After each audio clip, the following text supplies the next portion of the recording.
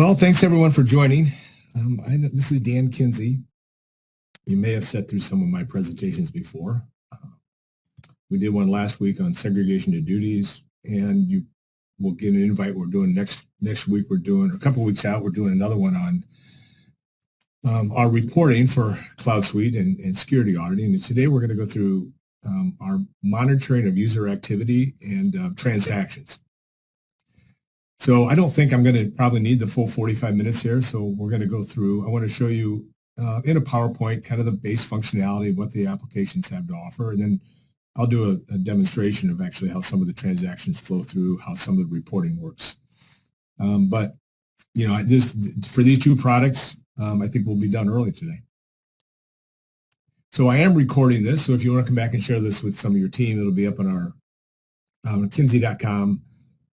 If not later today, tomorrow. So a few things we're going to talk about. So we'll go a little bit about who we are, why our customers are really buying this application, and then really what our deliverables are and what the implementation looks like. So we'll go through a few of these topics.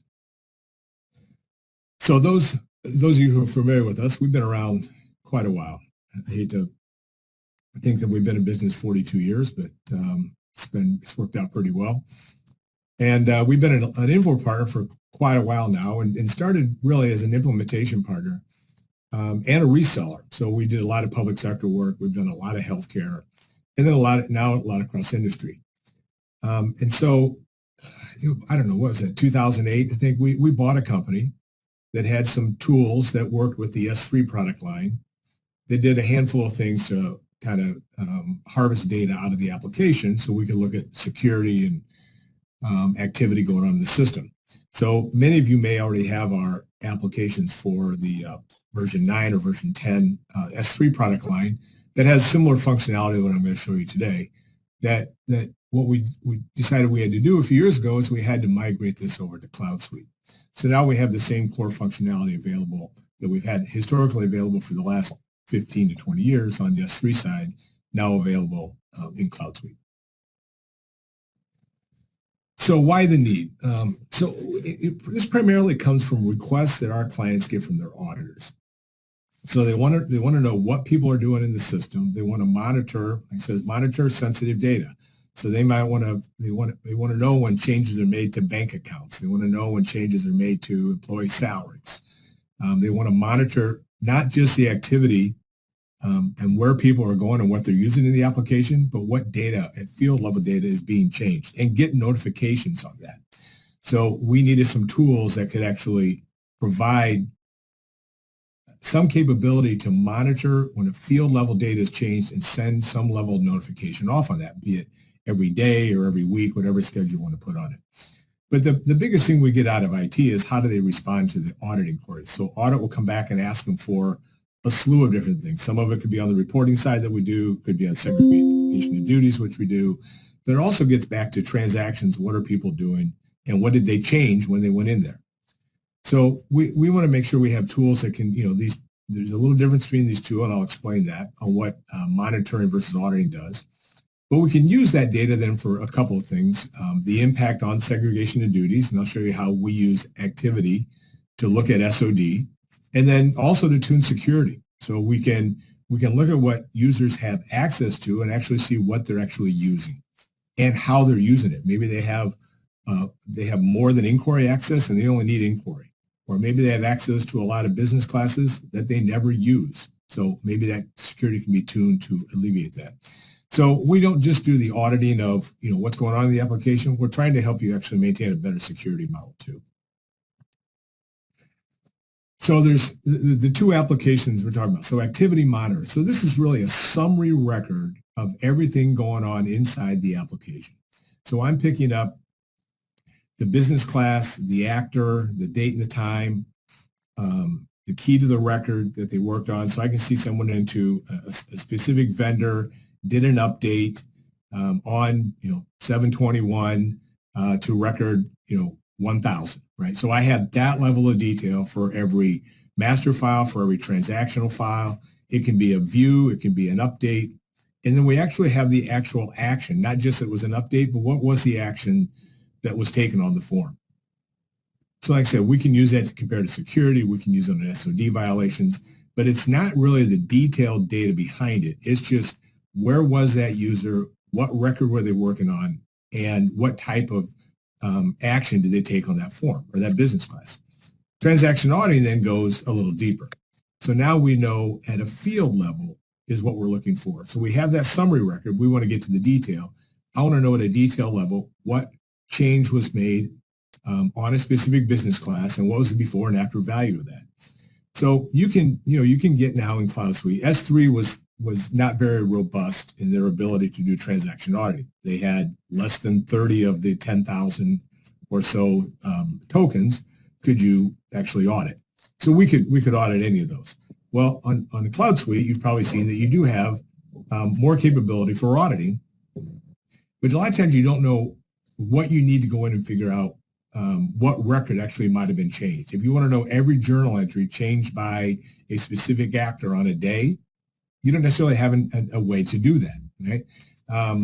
There are some reporting you can do on the master files, but it gets down to the transaction level, it's more of a challenge to determine actually which record was changed and which field on that record was changed. We try to handle that through reporting and give you better tools for that. So let's look at Activity Monitor. So this is, we're going to put this, everything runs within a browser. We're going to paint this grid, and we're going to give you these filtering options that allow you to, what data do you want to pull in? So we're going to actually, what actor do you want to look at? We can actually pull in by role. So it would be, if you're looking for certain types of transactions, you might not know who did it. You know, everybody in the department shares one specific role. It'll pull in all of your actors that would share that one role, and we'll pull all that activity in.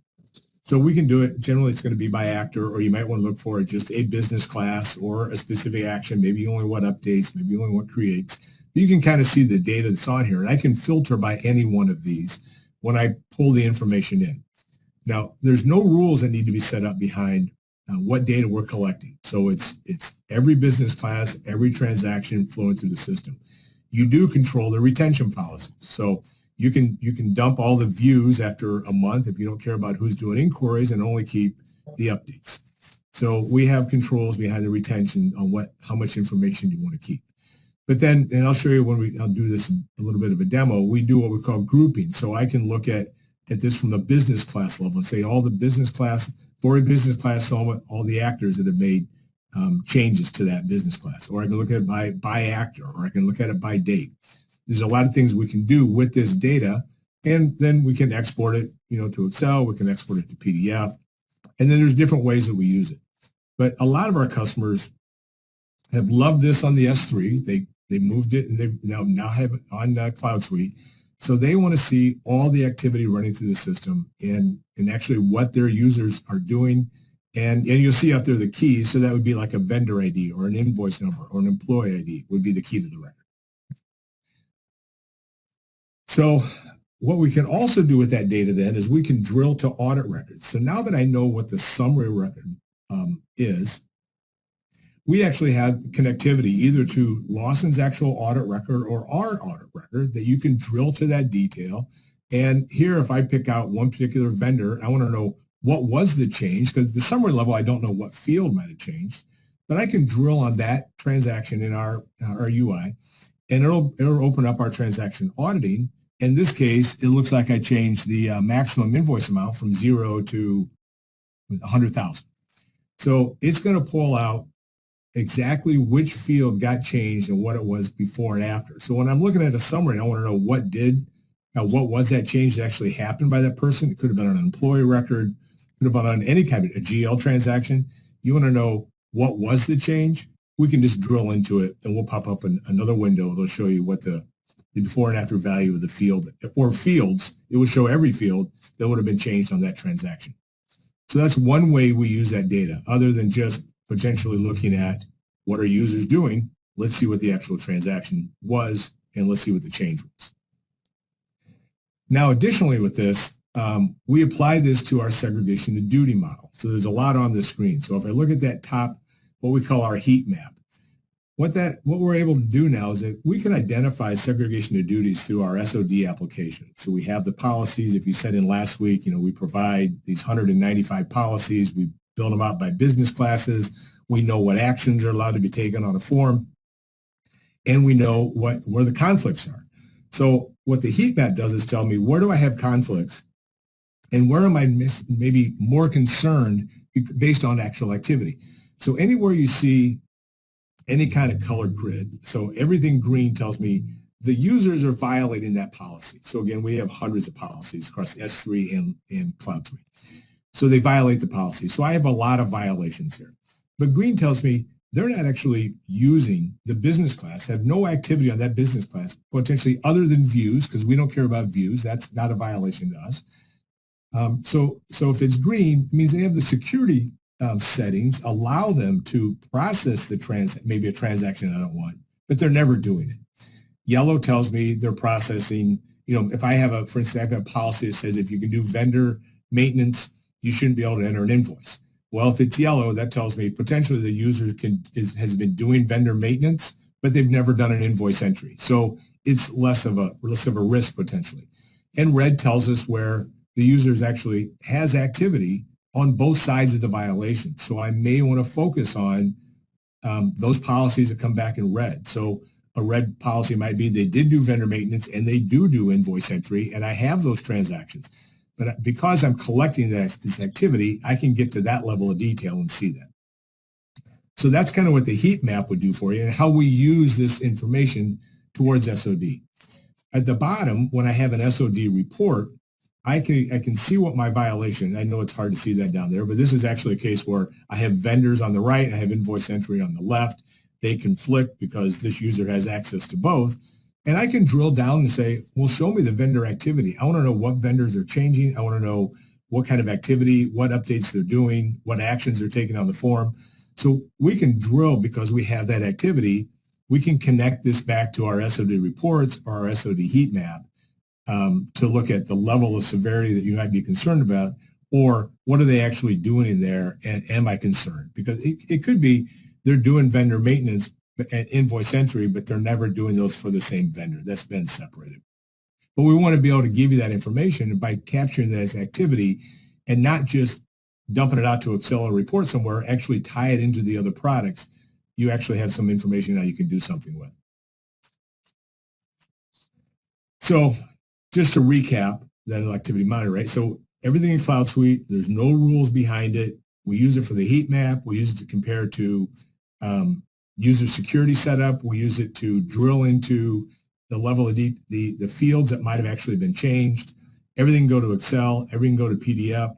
We have a lot of customers that will just set up standard saved queries that look for any updates or changes against a specific form or business class within a date range. And they have that you can set those parameters of, say, from the beginning of the week to the end of the week. At the end of the week, they send out, and they just want to know, either on an audit level or just on an activity level, they want to know what's happened on that specific business class over a week. So they may not care about views, but they can put all those parameters, and they can set these up as saved and emailed reports. And then, of course, eventually you can set your own retention policies. So that's Activity Monitor in a nutshell of the kind of level of data that we're collecting, but I'm sure you can come up with a lot of ways to use that type of information. So then we'll look at transaction auditing. So this is where we take a deeper dive. In this case, I do need to define the rules behind what do I want to audit. There are thousands, 7,000 to 10,000 business classes inside CloudSuite, and we can't store or maintain enough. So you don't want to maintain that level of detail across all those business classes for every transaction that runs through.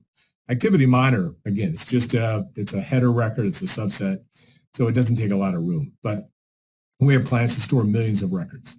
But on transaction auditing, I want to know, what do you really want to audit? So maybe you want to audit all vendor transactions. Maybe you want all journal entries.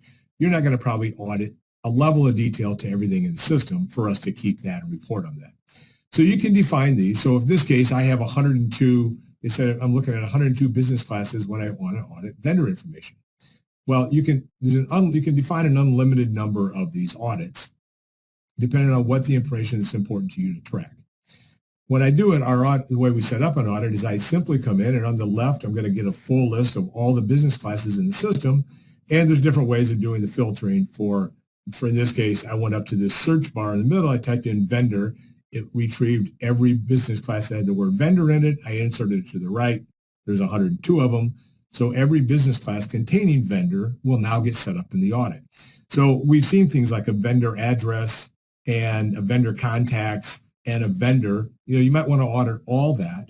And you don't necessarily know which. It's interesting, if you do vendor contacts, it actually doesn't store it in the audit of the vendor contact business classes. It stores it under vendors. So those are the types of things we're able to pick up and identify on any kind of change that would run through for, in this case, vendors. And then you can say I can set my retention policies at the bottom. But it's very simple to go in and define a policy. Again, no limit on how many of these can be defined. So when I do that, we're going to come back on our UI then, and we're going to do an advanced search, and we'll build a report. So in this case, and I'll show you the screen when we do a demo, I'm going to put a filter on. Let's say the business class is equal to vendor. And now what I want to know is, I just want to know if a field has changed. So I want to know if the bank account ID, this is one we've gotten probably twice in the last 6 months, and people say, do you have a way just to tell us if anybody went into the vendor and changed the bank account? Well, there's really no easy way to do that, just to down at the field level detail and get notifications inside standard auditing. But we can build this report. So all I have to know is that the value, you see where I have the value, has changed is an option. So any report, and then I could actually go more filters here, and I could put a date range on it, and I could put where the date is from beginning of month to end of month, or beginning of week to end of the week. Then have that on just a schedule at the end of the week, and I'd get all my changes. But they wanted these on a regular basis, so they come in and run this on demand. And when I run this then, I'm going to come back, and it's going to give me all the records that it can find out in the system where the bank ID has changed. And we're going to highlight actually the differences in the number. So if it's just like one digit got changed or something, you see the highlight. But that becomes more important when we're actually getting down to field level data that's a longer string. But in this case, we've identified there are 4 records where the bank account number has changed. Now I can save that. You see over on the left-hand side, I save that as called vendor bank account changes, and I put a schedule on it. And it's an active schedule because it's a blue clock. So that would be something that's going to get emailed out either as a PDF or as Excel, whatever frequency is set up for that schedule. But our client never has to worry about knowing what user changed, knowing what vendor did, what user did the action, what vendor this was taken on, what field it was. They don't have to monitor any of that. We'll monitor the actual field level and all the records in there that pertain to vendor. So then this is also exportable, and you see in this case, when we export it to Excel, we give you all the data that we collected behind it, not just the data that changed. So there might have been 4 or 5 records changed, and those would all be highlighted on what actually got changed on that record, but you can also see the other field level data optionally on the export, or you can just export the data that actually changed. Okay. So you can go also to PDF here as well, and you'll see down at the bottom where I have the PDF report of the data that actually changed. And again, you can see all the data or just the data that changed. So that in essence is what transaction auditing does. It's just a deeper dive into the actual data that changed on the transaction. So field level auditing, before and after values, the ad hoc reporting. Really the big difference between what we're doing and what you're going to get in the core product is that you don't have to know the record that changed. You don't have to know the field that changed. So if you're just if you get a question regarding a specific vendor or transaction, and you can go into that business class, you can pull up that audit record. You can go to, if you don't know you can run an audit report, and it'll build from the bottom up, because the way the information is stored is actually in one field in every record, and it's XML data that stretches continuously through one field, and it has to be parsed back together to actually see what happened over a period of time, which is why on all these audits that you get from INFOR, there are no reports except for like the master files, because they have to piece together everything that might have happened over a period of time. We've done all that. So we're using that XML data, but we're able to to go in and now, because we pull it in and we parse it out, we're able to say we can search through that, and I can now give you notifications on where something might have changed, right, on what field it'll change, which is why it's just a different way of reporting on this information. But we're able to actually use that data from within the application. You just don't have to know what business class, what field, what record was actually changed. We'll tell you. So you can see it's all, it's configurable by business class. And then again, you can control the retention policies. So deliverables are pretty simple, right? User activity, we pick up everything, no setup required. As far as configuration within our tool, we just pick everything up. On transaction auditing, you need to tell us what business classes you want to audit. But not tell us, you can configure that yourself in the application. But then, you're going to get all the standard export into PDF. We like to do all of our applications export to either Excel, or you can print, or PDF, because generally auditors don't like when things run through Excel and then you create a PDF. We've gotten this request many times over the years that the report needs to go straight to PDF so that it cannot be changed, right? That's the thought. And so you can deliver them both so they can work with an Excel, but you can prove out that nothing was changed when they look at the PDF. Then, of course, the email schedule, you control all of that as well. So that's just standard part of the application. So kind of what you can expect on the implementation. So this can run anywhere. So you can set up another VM in the cloud with INFOR. You can set it up on-prem. We have customers that do it all three ways. They set it up in a different cloud instance. You can do that. We don't touch the application inside INFOR. They won't let us anyway because it's multi-tenant. So there's no changes to the application. And really all we need for your IT resources is going to be get us a server set up, and we'll spend 3 to 5 days remotely. We'll spend a day. I can get you trained in a morning on how to run these reports. And then we follow up with administration training and that kind of thing as well. But it's a couple of days of training. And generally our clients, as soon as that, the biggest probably hurdle for us to get over is getting the VM set up within their environment, getting us credentials to be able to get in and do the install. But we'll do everything remote. And honestly, within a week or two, depending on how many applications you have, we'll get everything set up and running in both a test and a production environment for you. So we've got a bunch of these. So, we've done well over 100 implementations. That number I don't count anymore. I know once we hit 100, that was okay for me. And again, across both the S3 and the CloudSuite product lines, we've been doing this for a while. Our consultants have been, because we're doing really all the implementation of the software also, they were critical in developing how the security reports work, how the segregation and duty policies are defined, right? And how we use this data this activity monitor data specifically to enhance those tools as well. So now let me jump into some product. So minimize all this. And so this is the dashboard. I'm going to start with Activity Monitor. So the way I'm going to show you this is through our security reporting, because it has the most flexibility and power. So for those of you who have our reporting, this is a dashboard you're familiar with. But down here, I have activity. And we like to put it here. So I'm going to go to this actor business class detail. We put it here because I have I'll make the screen a little bigger for you. We have all this filtering technology. So we have filtering, grouping, we have all the exports, we have all the prints. The way this grid works for our security reporting works actually very well, lends itself well to Activity Monitor. So let me just make this screen, I'll make it a little bigger here. So now I can filter by actor. So I could come down and say, show me all the actors that have data out there, and I could pick a particular actor, and I could look at all their activity. In my case, I'm just going to go back to all. Or maybe I'm just looking for a particular business class. So I'm going to look through, I have activity for all these current business classes. So we build these filters on the fly as you use this tool for the data that's actually in the system. So you can see here, I can put date and time ranges in, I can put specific actions I'm looking for, or maybe I'm looking for a specific record, like maybe a certain employee, maybe a certain vendor, or GL journal entry, whatever it might be. But I'll just go ahead and run this report. I've got 31,000 records here, and this will then build my grid of the data I want to look for. So you see, I got it by user, I got it by business class. So for those of you that use our tools, you see I can do things here where maybe I want to sort it by business class, and I want to group it by business class. And so for the count, I've got, and I want to group it then by actor. So within a count, I've only had one actor make changes. It was Mike Oswald. He made 62, not changes necessarily, but transactions. And I see he did views. And if, let me go back, let me use something like, let me go ahead and put then a business class here. I'm going to put a filter here and just say vendor.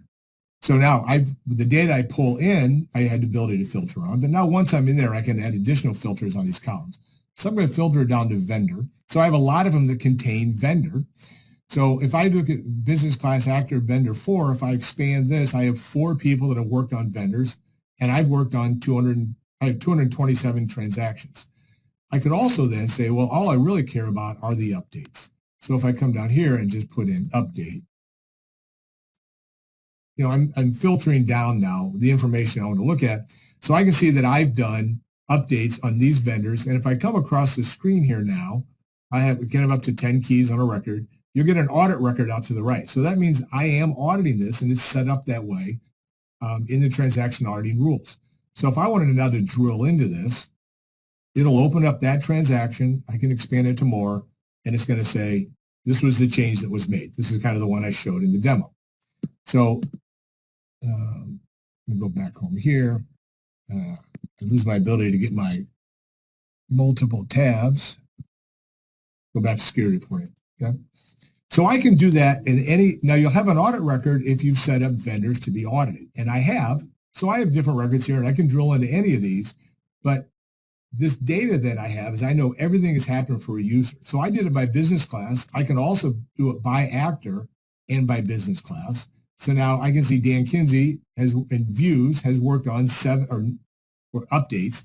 I've worked on 7 different business classes where I've actually done updates. So I have addresses here, right? And I see the vendor ID out here that I made the changes to. So I can look at any action type. I know when people are viewing information. That's a pretty common one we've had over the years, is tell me who's looking at specific employee records. So I can tell you what the views are. I can tell you the actor that looked at them. I can tell you who the employee was. We have all that type of information. So I can build these queries out for if I'm looking for even a particular vendor, but I want to know all the types of transactions that vendor might have been on, that somebody might have worked on. That's actually, it's our cross key search down here, all keys. With this feature, if I have vendor number, say KIN 1000 for Kinsey, it'll search across all the transactions where KIN 1000 is part of the key, and it'll give me invoices that are out there. It'll give me payments that are out there. It'll give me the vendor information, the vendor address information, anywhere where that vendor is contained.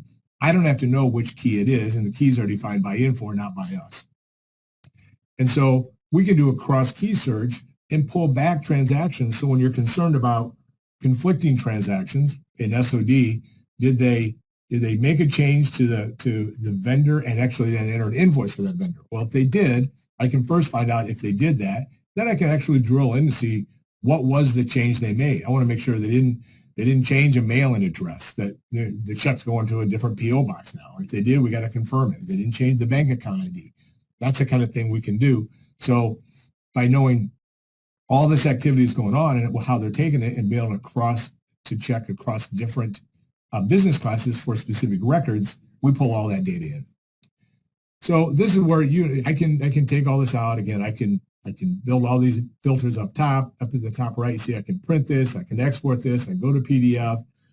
We can save it as a favorite, or I can view what my current favorites are. But if I save this as a favorite, if I had built parameters behind this query, and I didn't, it would save my parameters that I pulled in, initially pulled the data in, and it would save the parameters that I built into the query here, like when I did the drop down. Oh, in this case, I have updates.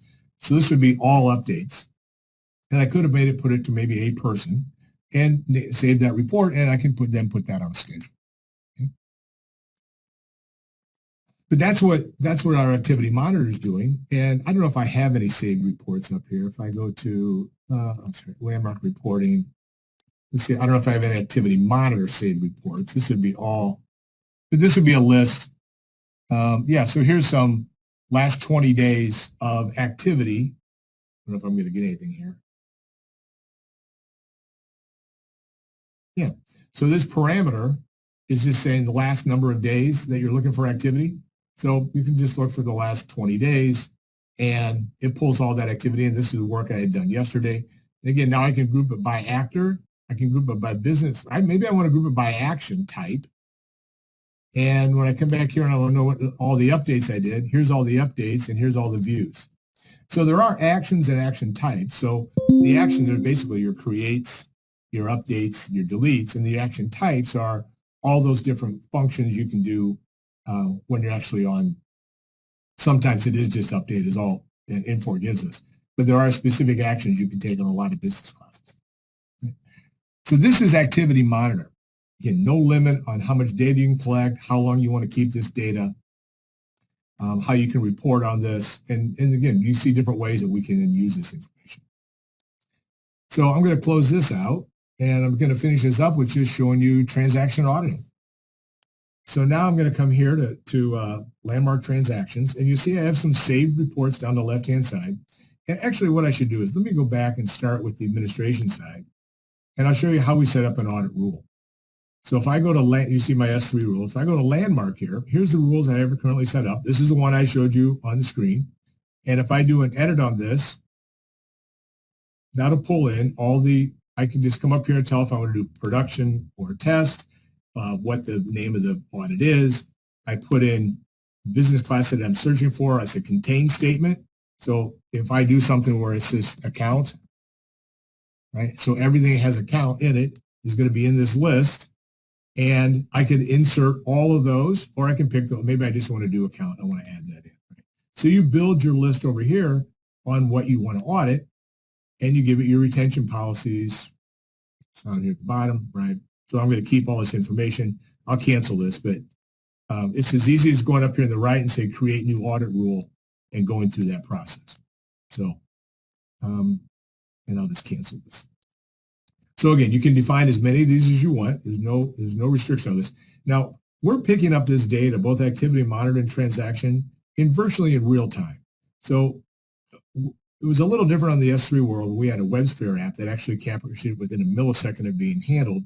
This will now it may be a few second delay, but when a user processes a transaction, within a few minutes, or in most cases a few seconds, you're going to actually see those transactions showing up.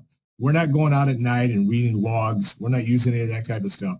We actually have this data during the day and virtually in real time, but we do have to reach out to the server because, again, I can't install a component on the CloudSuite servers to push those transactions to us. I have to go in and find them. But it's a process that just, we use the standard INFOR APIs. So everybody's comfortable with the fact that the way we're retrieving data, we're going through all the proper security, it's using all the credentials. It's the same way a user would access the system. It's the same way we access the system. And you actually control the security behind that user you give us to access this information. It's all controlled by your team. So I can define all my rule set here, and I go back. Now let me go back to transaction auditing. And so now I can build these reports. So I have this advanced search here. I have a wildcard up here. I can just type in whatever. You can see some S3 stuff I've done here. I can just type in information that I want to search for, and we'll search all the audit records for a certain field name, a specific data you're looking for, or I can build a more advanced search. And here's where I can take my different options, the data we keep, and you'll see I can look for a specific business class, date and times. I can look for a certain actor that's doing the work. Again, maybe I'm going down to a field level that I want to track.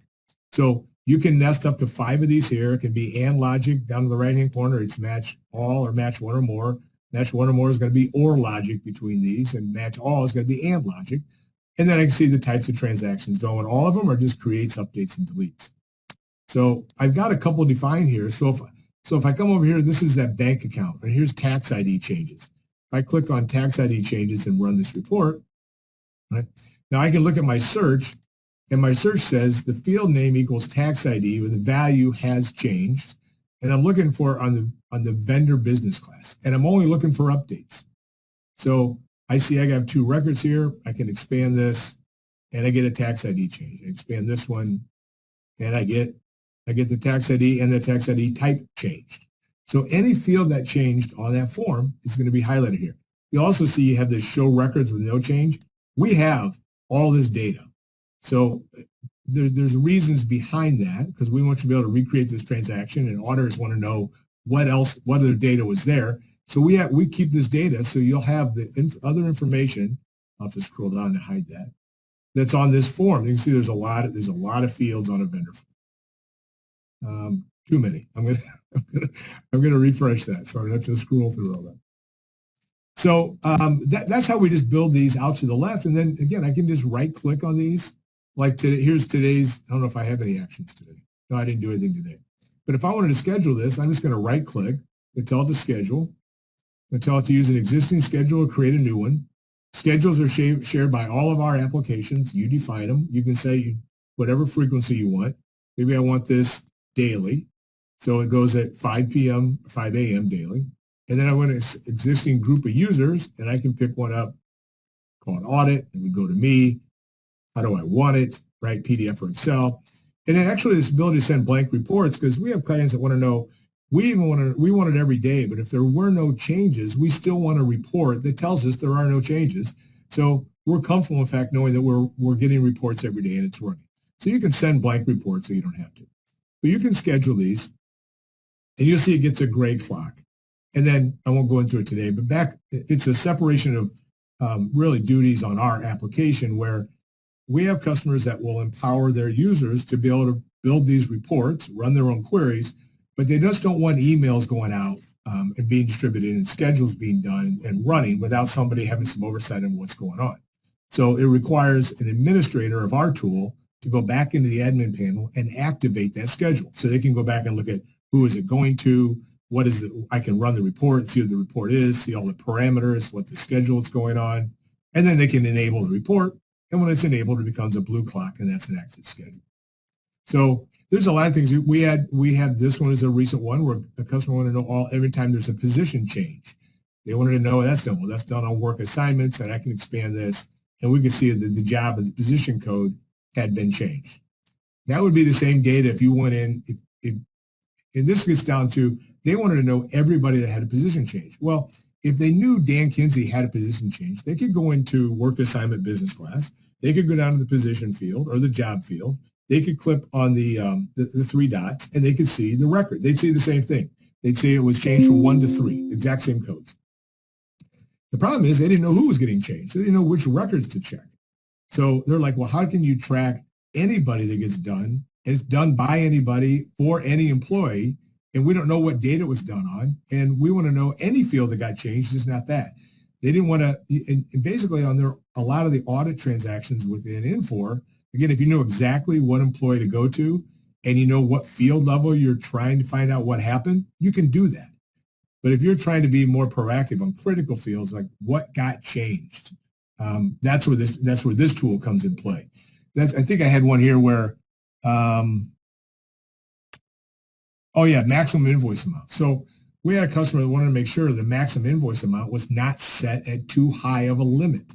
So they had a number that they would check for, and they want to know if it's beyond that. They want to know those records. Well, in my case, I think I had these records. Here's 100,000. Here's another one that's 15,000. But I could come down and I could put a specific value by putting greater than 9999. Maybe I'm only looking for greater than 50,000. I might return one record. So they were looking to manage the limits on specific fields to make sure something didn't get set up incorrectly or maliciously, and they could go back and find out when that got changed and who changed it. So, but that's what transaction auditing does. Again, I can do all that. You see, I have exports. I can export the entire query. I can export, if I do it, that would say the line. I can do the entire query, individual pages, or individual lines. I can do the export to Excel or PDF. So with that, it's 11:42. That's really all I have. It can be a very powerful tool. This is Guy Hansen's information. You can certainly go to Kinsey.com. I'm going to have this recording out there again. Maybe not be today, but I'll have it out there tomorrow. And you can Guy will contact you. You certainly reach out to Guy at g.hedson@Kinsey.com. We have all kinds of information on Kinsey.com about the application. and would love to just, if you have more people on your team that would like to see this, or if you have specific questions on what you want to audit or what your auditors require, just send Guy or myself. I'm just D as in Dan .Kinsey at Kinsey.com. Send us an email and let us know kind of what your requirements are, and we'll try to help you out. And with that, I'll be following